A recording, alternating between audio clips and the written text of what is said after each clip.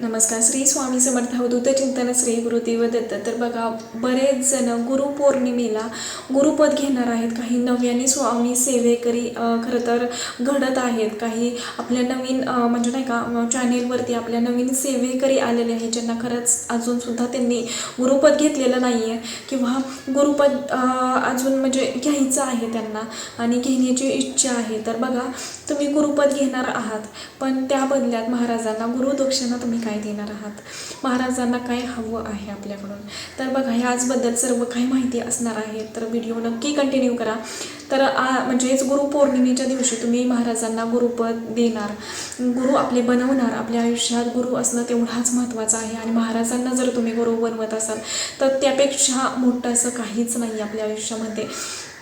तर बघा, काही जणांनी बरेच वर्ष झालं, जे जुनी असतील स्वामी सेवेत, ते प्रत्येक वर्षी गुरुपौर्णिमेला गुरुपद घेत आहेत किंवा ज्यांना अजूनसुद्धा माहिती नाही आहे गुरुपद कसं घ्यायचं, तर त्यांनी आता बघितलेच असेल की मी जे काही व्हिडिओ टाकलेले आहेत आपल्या चॅनेलवरती, तर गुरुपद कसं घ्यायचं अजून खूप जणांना इच्छा आहे, पण काही कारणांमुळे की ज्यांना गुरुपद घ्यायचं आहे पण सेवा करायच्या आहेत किंवा नॉनव्हेज खायचं आहे आम्हाला आणि गुरुपद पण घ्यायचं आहे, तर त्यांच्यासाठी तुम्हाला सांगते, नक्की गुरुपद घ्या. जरी तुम्ही नॉनव्हेज खात असाल तरीसुद्धा गुरुपद घ्या.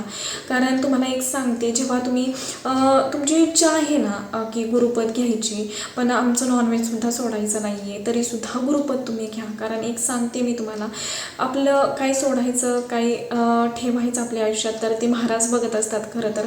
कारण तुम्हाला एक सांगते, जेव्हा तुम्ही गुरुपद घ्याल ना आणि तुम्ही महाराजांच्या सेवेत याल ना, तर महाराज ते सुद्धा तुमचं सोडतील आणि तुम्ही एक पक्के आणि कट्टर खरं तर स्वामी भक्त होणार, असं धरून तुम्ही खरं तर सेवेला सुरुवात करा आणि या दिवशी गुरुपद घ्या खरं तर.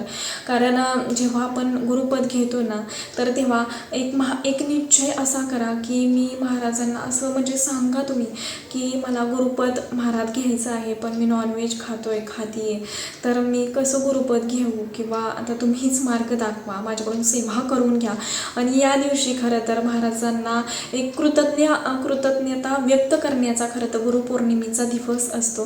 त्याच्यामुळे महाराजांना खूप काही मागण्यापेक्षा महाराजांनी खूप काही दिले, खूप काही संकटातून बाहेर काढले, यासाठी एक निश्चय करा, असा महाराजांना म्हणा की इथून पुढे म्हणजे तुम्हीच माझे गुरु, परमगुरु, माता पिता, सखा बंधू, तुम्हीच माझं आता आयुष्यात जे काही सुखदुःख येणार आहे तर त्यातून मला मार्ग दाखवा.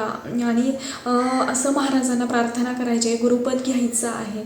आणि बघा, याच दिवशी खरं तर महाराजांना काय हवं आहे. बघा, आपण महाराजांनीच आपल्याला सर्व काही दिलं आहे. आपण महाराजांना पैसा ना आणि सोनं ना मग काहीही देऊ शकत नाही, किंवा जे काही आपल्या आयुष्यात महाराजांनी दिलं आहे तर ती त्यांचीच एक कृपा आहे आपल्याबरोबर. आपण महाराजांना वेगळं काय द्यावं. तर बघा, महाराजांना काय हवं आहे आपल्याकडून, तर महाराजांना आपल्याकडून आपला वेळ हवा आहे की आपण महाराजांसाठी म्हणजे आपण सेवा किती करतोय किंवा महाराजांचं नामजप किती मनापासून करतोय, किती विश्वासाने आपण सर्व काही करतोय. महाराजांना फक्त आपला वेळ आणि विश्वासच हवा आहे.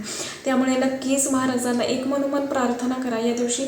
खरं तर एक निश्चय असा करा की महाराज आजपासून खरं तर जे नवीन सेवेकरी आहेत किंवा नव्याने ह्या वर्षी गुरुपद घेणार आहेत, त्यांनी असा निश्चय करा की महाराज काहीही होऊ देत, कितीही सुख दुःख संकट काही येऊ देत, पण तुम्ही माझ्याकडून मनापासून सेवा करून घ्या आणि इथून पुढं तुम्हीच माझे गुरु बनून माझ्या आयुष्यात राहा आणि इथून पुढे सर्व काही मार्ग माझा म्हणजे जो काही आयुष्यात संकट सुख दुःख येणार आहे तर त्याला मार्ग तुम्हीच दाखवा, असं महाराजांना निश्चय करायचा आहे.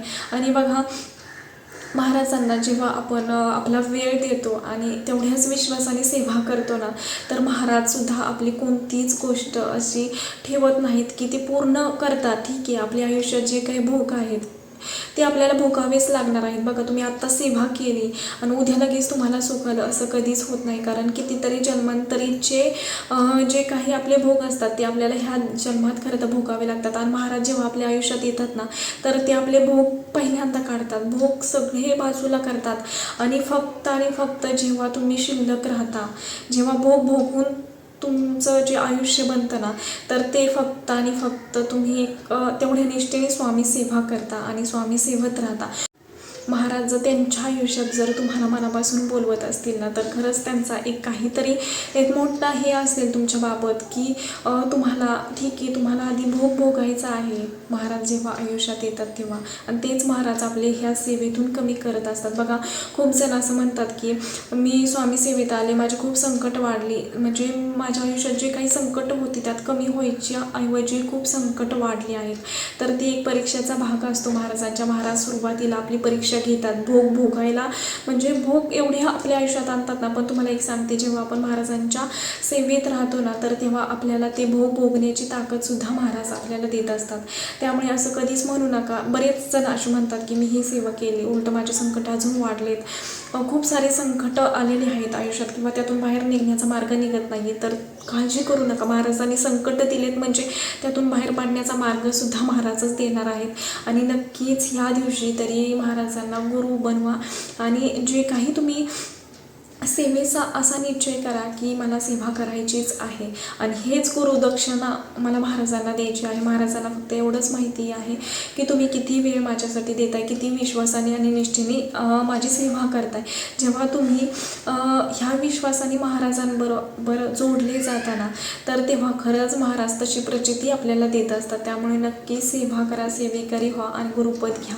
कितीही काहीही होऊ देत, किती विचार असू देत, काही असू देत, तुमच्यापाशी म्हणजे जवळपास कुठे मंदिर नाही आहे, केंद्र नाही आहे, तरीसुद्धा तुम्ही ही म्हणजे घरी गुरुपद घ्या, पण घ्या.